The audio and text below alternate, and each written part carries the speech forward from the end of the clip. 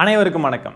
நேத்தைக்கு சென்னையில் இருக்கக்கூடிய எழும்பூரில் பார்த்தீங்கன்னா தாவேகா ஏதோ ஒரு பொதுக்கூட்டம் கூட்டியிருக்காங்க. அந்த கூட்டத்தில் பார்த்தீங்கன்னா ஆதவ் அர்ஜுனா, கொய்யாள மணி, ராஜ்மோகன் போன்ற பல தாவேகாவுடைய காமெடி பேச்சாளர்கள் பேசியிருக்காங்க. வழக்கம் போல் தரமான கண்டென்ட்டும் கொடுத்துருக்காங்க. ஆதவ் அர்ஜுனாலாம் வேறு லெவலில் கண்டென்ட் கொடுத்துட்டு போயிருக்காப்புல. அதனால் ஒவ்வொரு சிறந்த தாவேகா காமெடியன்களும் எப்படியெல்லாம் காமெடி பண்ணியிருக்காங்கன்றதை இந்த காணொலியில் போட்டு பொலன்னு பொழக்க போகிறோம். இந்த காணொலியை ஸ்கிப் பண்ணாமல் ஃபுல்லாக பாருங்கள். இப்போ வாங்க வீடியோக்குள்ளே போயிடலாம். முதல்ல ஆதவ் அர்ஜுனா என்ன பேசி வச்சிருக்கான் அப்படின்றத பார்ப்போம். பிராண்ட்ஸ் வாங்க. ராகுல் காந்தி சார் விஜய் மேல தான் அன்பு வச்சிருக்காரு, இதுதான் உண்மை. நாங்க போய் கேட்டுட்டு வந்தோம். ராகுல் காந்தி சார் விஜய் மேல அன்பு வச்சிருக்கிறாரா இல்லையான்னு போய் கேட்டுட்டு வந்தாங்களாம். எப்படி? ராகுல் காந்தி சார் நீங்க விஜய் மேல தான் அன்பு வச்சிருக்கீங்களா? சொல்லுங்க சார், ஐ லவ் யூ சொல்லுங்க சார். விஜய்க்கு ஃபோன் போட்டு கூட தரேன் சார். நீங்க விஜய்க்கு ஐ லவ் யூ மட்டும் சொல்லிட்டீங்கன்னு சொன்னா நாங்க மேடைகளெல்லாம் இதை வச்சு பேசுவோம் சார். Please sir. பாருங்களேன், ராகுல் காந்திக்கு விஜயை பிடிக்குமா இல்லையான்றத போய் தெரிஞ்சுக்கிட்டு வந்திருக்காங்க. பாருங்களா, இவனுங்க அரசியல் பண்ண வந்திருக்கானுங்களா இல்ல நெஞ்சில் குடியிருப்பவர்களை கண்டுபிடிக்க வந்திருக்கிறார்களா என்ற கேள்விதான் வருகிறது. ஆனா அந்த பழைய வயசான குரூப் இருக்கு, அவங்க சூழ்ச்சி பண்ணி ஏதோ பேசி போய் அடமானம் வச்சுட்டாங்க. வாங்க வேண்டிய பெட்டி எல்லாம் வாங்கி அடமானம் வச்சுட்டாங்க. எங்களுக்கு இந்த காங்கிரஸ் மேல நம்பிக்கையில 100 பேர் இன்னைக்கு நம்ம ஆபீஸ் வாசல்ல உட்கார்ந்துட்டு இருக்காங்க, தலைவரை பார்க்கணும்னு. இதுதான் இன்னைக்கு காங்கிரஸோட மிகப்பெரிய பிளவு. இன்னும் 2 நாள்ல காங்கிரஸ் கட்சியோட முக்கியமான நிர்வாகிகள் டிவிக்கு ஐக்கியமா போறாங்க. இதுதான் உண்மை. மனநலம் ஏதோ பாதிக்கப்பட்டிருக்குங்க இந்த ஆதவ் அர்ஜுனாக்கு. ஆதவ் அர்ஜுனா வாழ்க்கைக்கும் சில பதவிகள்லாம் அடைய முடியாது அப்படின்ற ஒரு நிலை ஏற்பட்டு விட்டது. திமுக கிட்ட எதிர்பார்த்தாப்புல நடக்கலை, விசிகா கிட்ட எதிர்பார்த்தாப்புல நடக்கலை. என்கிட்ட காசு இருக்கு, எனக்கு நீங்கள் இதெல்லாம் பண்ண மாட்டீங்களா? அப்போ காசு இருக்கிறவனுக்கு மதிப்பு இல்லையா அப்படின்ட்டு மன விரக்தியில் பார்த்தீங்கன்னா அவர் சுற்றிக்கிட்டு இருக்காப்புல. அந்த வன்மம் தான் திமுக மீதான வன்மம். அதனால இப்படி வன்மத்தை கக்கக்கூடிய அரசியலை கையில் எடுத்து இப்படி என்னத்தையோ உளறிட்டு கிடக்குது பீஸு. இன்னும் 2 நாளில் காங்கிரஸ் கட்சியை சேர்ந்த முக்கியமான நிறைய நிர்வாகிகள்லாம் தாவேகால சேர போகிறாங்களாம். இதே மாதிரி தான் ஏற்கனவே சொல்லிச்சு இந்த பீஸு. சிட்டிங் மினிஸ்டர்ஸ், சிட்டிங் அமைச்சர்கள், திமுகவுடைய அமைச்சர்கள்லாம் பிப்ரவரி மாதம் முடிகிறதுக்குள்ளே சேர்வாங்க தாவேகாலன்னு சொல்லிச்சு இந்த பீஸு. மனநலம் பாதிக்கப்பட்டுருச்சுங்க. அந்த 2 சிட்டிங் அமைச்சர்கள் யாருன்னு நம்ம கேட்டுக்கிட்டே இருக்கோம், இன்னும் வரைக்கும் சொல்லலை. யாரும் அவங்க கட்சிக்கு போன பாடில்லை, அப்படியெல்லாம் யாரும் போகவும் மாட்டாங்க முதல்ல. இப்போ என்னன்னா காங்கிரஸை சேர்ந்த முக்கியமான நபர்கள்லாம் போய் சேர போகிறாங்களாம் தாவேகால். அன்னைக்கு என்னடானா பாஜக கூட பேரம் பேசணும், பாஜக எங்களுக்கு இவ்வளோ சீட்டு தரேன்னு சொன்னாங்க, 2.5 வருஷம் துணை முதலமைச்சர் பதவி தரேன்னு சொன்னாங்க அப்படின்லாம் சொன்னாப்புல.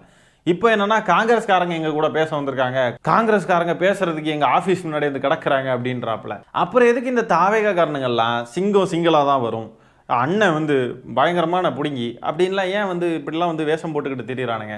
ஒரு 2 நாள் இவனுங்களை பற்றி செய்தி எந்த சேனல்லையும் வரல அப்படின்னு சொன்னாக்க உடனே இவனுங்க ரோட்டில் இறங்கி எதையாவது ஒன்று கண்டதையும் உளறிக்கிட்டு ஓடிடுறது. ஆனால் மகன்களா திமுகவில் ரெடி ஆகிக்கோங்க, அவர் ரோட்டுக்கு வரும்போது நீங்கள் செத்தீங்க. நான் இப்பயே சொல்லிட்டேன், திமுக மகன்களா ரெடியாக இருந்துக்கோங்க, அவர் ரோட்டுக்கு வந்தால் நீங்கள்லாம் செத்தீங்க.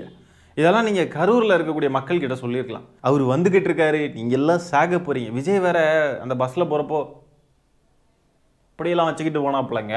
இதை வார்த்தையாகவே சொல்லியிருக்கலாம், எல்லாரும் கவனமாக இருந்துக்கோங்க, விஜய் வராரு, எல்லாரும் சாக போகிறீங்க அப்படின்னு சொல்லியிருந்தா மக்கள் உஷாராக இருந்திருப்பாங்க இல்லையா? இல்லைன்னா மட்டும் எல்லாரும் நம்ம தான் சொன்னோமே, எவன் தான் கேட்டான், நான் சும்மா டயலாகுக்கு சொன்னேங்க.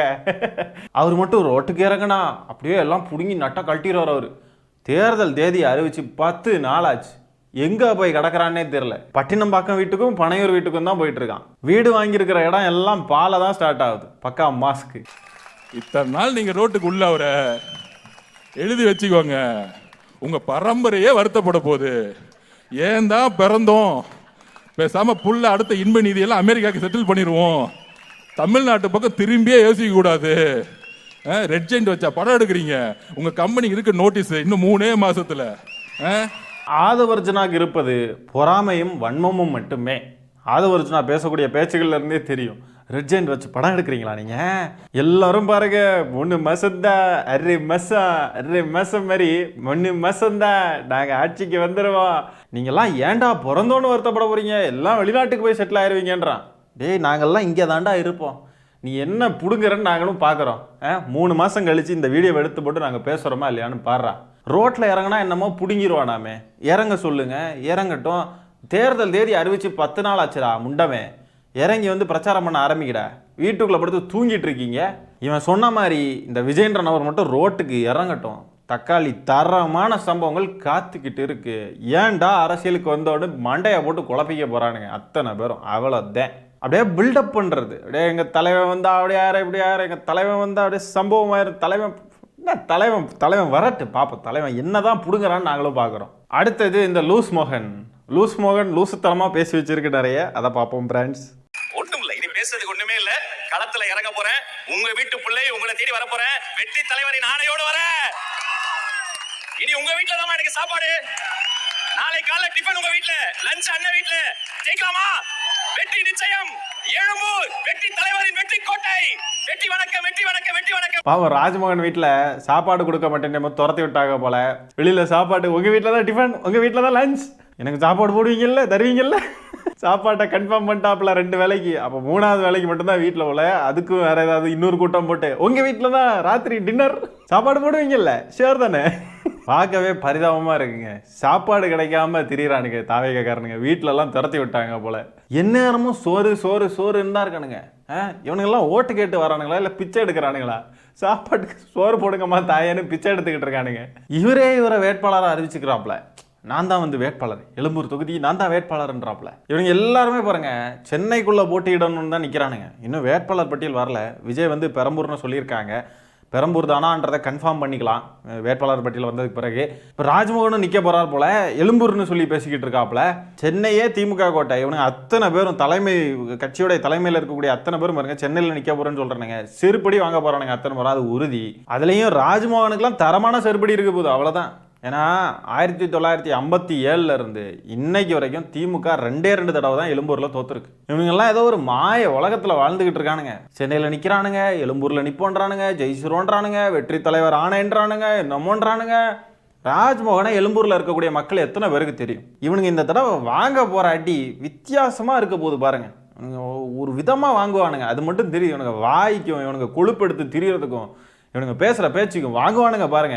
மார்ச் 27ஆம் தேதி தாவேக்காவோட வேட்பாளர்களை எல்லாம் விஜய் அறிவிக்க போறாராம். வந்து வேட்பாளர்களை அறிவிச்சுட்டு வீட்டில் போய் படுத்து தூங்கிடுவார். எல்லாரும் எலெக்ஷன் பரப்புரைக்கு போகிறப்போ இவர் யூடியூப்ல லைவ் போடுவார் போல இருக்கு. லைவ் போட்டு பரப்புரையில் ஈடுபடுவார் போல இருக்கு. பாப்போம், இந்த வேட்பாளர்களை அறிவிக்கிட்டோம், எவன் எங்கே நிற்கிறான்றது கன்ஃபார்ம் ஆகட்டும், அதுக்கப்புறம் வச்சு செய்யலாம். அடுத்ததாக நம்ம பார்க்க போகிறது யாருன்னா, வாழும் அம்பேத்கராக தன்னைத்தானே நினைத்து கொண்டு, அம்பேத்கர் அவர்களை மாதிரி கண்ணாடி, அம்பேத்கர் அவர்களை போல முடியை வந்து சீவிக்கொண்டு அம்பேத்கர்னு நினச்சிக்கிட்டு வாழ்ந்துக்கிட்டு இருக்காப்புல. ஆனால் பக்கா சங்கி இந்த நபர் பேசக்கூடியதை பாருங்க. இவர் கொஞ்சம் டிஃப்ரெண்டாலாம் உருட்டுவாப்புல. வராதது காரணம் தீய சக்தி திமுக. கண்டிஷனை போட்டு போட்டு போட்டு பயந்து எங்க தளபதி வரக்கூடாதுன்னு பயந்து தடுத்தது தீய சக்தி திமுக தான். இதே மாதிரி ஒரு ப்ரோக்ராம் எலெக்ஷன் முடிஞ்சு கட்டாயமாக ஈசியா சரண் அவர்கள் கண்டக்ட் பண்ணுவார். அந்த ப்ரோக்ராம்ல நம்மளுடைய வெற்றி தலைவர் தளபதி விஜய் அவர்கள் உங்களை இங்க சந்திப்பார். அவர் சந்திக்கணுமா சொல்லுங்க? உங்களை நேர்ல சந்திக்கணுமா? அவரை நீங்க பார்க்கணுமா? உறுதியா சொல்லுங்க, உண்மையை சொல்லுங்க. ஆமாவா ஆமாவா? கேட்கல, நீங்க கேட்கறது தளபதி கேட்கணும். ஆமாவா? அப்போ அவரை முதலமைச்சர் ஆக்குங்க. கவர்மெண்ட் நம்பல்து, போலீஸ் நம்பல்து, கண்டிஷன் நம்பல்து. அதுக்கப்புறம் ஸ்டாலின் சார் வெளியே வர முடியாது. உங்களை வந்து வெற்றி தலைவர் தளபதி விஜய் அவர்கள் சந்திப்பார். தளபதி விஜய நேரில் பார்க்கணுமா? அப்படின்னா தாவேக்காவுக்கு ஓட்டு போட்டு முதலமைச்சர் ஆக்குங்க. அப்போதான் நேரில் பார்க்க முடியும், இல்லைன்னா பார்க்க முடியாது. அணில் குஞ்சுகளே, ஆமாம் சொல்லுங்க, ஓட்டு போட்டு முதலமைச்சர் ஆக்குவீங்களா? ஓட்டு போடுங்க. அப்போதான் நேரில் அவனுங்க நேரில் பார்க்கறதுக்கு தான் அளந்து போய் திரியிறானுங்க. நேரில் பார்த்துடணும் ஓடி போய் சாவுறானுங்க அத்தனை பேரும். இவரை முதலமைச்சர் ஆக்கணுமா? எதுக்காகனா இவனுங்கெல்லாம் நேரில் பார்க்கணுமா அவரை? இதுக்கு தான் முதலமைச்சர் ஆக்கணுமா? இது என்ன சொப்பு சாமான விளையாட்டா இது? என்னடா இது? தீய சக்தி திமுக, தீய சக்தி. மயிலாப்பூர் மாமாவுக்கு தீய சக்தி வராது, சா வாயில் வராது, ஷா தான் வரும். இது பார்க்குறதுக்கு இந்த சதுரங்க வேட்டை படத்தில் வரும் இல்லையா? எனக்கு வந்து நான் வாங்கி வச்ச கார், நான் சம்பாதிச்ச BMW கார் வெளியே நிற்கிது, உங்களுக்கும் அது போல் கார் வேணுமா? அப்போ நீங்களும் 4 பேரை சேருங்க, என்னைய மாதிரியே வளருங்க. அதே மாதிரி இருக்கு. உங்களுக்கு தளபதி விஜயை பார்க்கணுமா நேரில்? அப்போனா ஓட்டு போட்டு விஜயை தேர்ந்தெடுங்க. ஏன் ஓட்டு போடாமல் வரமாட்டார் அவரு? ஓட்டு கேட்கறதுக்கே மக்கள் கிட்ட நேராக வர மாட்டேங்கிறான். இவர் ஓட்டு போட்டு தேர்ந்தெடுத்தா மட்டும் மக்கள் கிட்ட வந்துருவானா? அடுத்தது இந்த கொய்யால மணி அப்படின்னு ஒருத்தர் இருக்கான் இல்லையா, காலேஜ் பேரை தூக்கி முன்னாடி போட்டுக்கிட்டு, அந்த கொய்யால மணி பார்த்தீங்கன்னா என்னமோ பேசுது, அதையும் பார்ப்போம். சென்றோம் தலைவர் அவர்கள் போன்ல ஆறுதல் பட்டு நான் அண்ணன் கூட இருந்தேன். அப்பானா ராஜ்மோகன் அண்ணனுக்கு அவ்வளோ உயிருங்க உண்மையிலே. அப்போ நாங்கள் தான் மருத்துவமனைக்கு போனோம். பொதுச் செயலாளரும் தலைவர் அவர்களும் வந்து ஃபோன் பண்ணி உடனடியாக போங்க அப்படின்னு சொல்லிட்டு அப்போ அந்த இறுதி ஊர்வலத்துக்கு சென்றோம். தலைவர் அவர்கள் ஃபோனில் ஆறுதல் படுத்துனாங்க. பொதுச் செயலாளர் நேரில் வந்தாங்க.